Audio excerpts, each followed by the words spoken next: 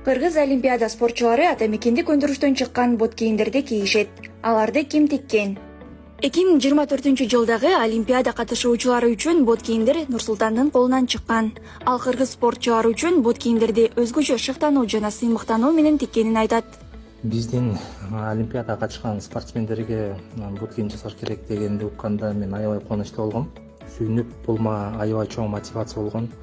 Өзүңө жасагандай кылып эле биздин спортсмендерге кроссовкилер жасап бердим. 100% нукура булгарыдан болду. Муратов Нур-Султан 1993-жылы Жалал Абад облусунун Таш көмүр шаарында төрөлгөн. Экономика жана финансы багытында билим алган. Москва шаарында да иштеп келген. Нур-Султан Булгарыдан бот кийимдерди колго жасап, Таазим деген аталыштагы жеке бренд түзгөн. Ал бот кийим жасоо боюнча атайын окуулардан өткөн эмес. Бул өнөрдү интернет аркылуу үйрөнгөн. Бүгүнкү күндө Нур-Султан айымдар жана эркектер үчүн бот кийимдин 10 чакта түрүн жасайт.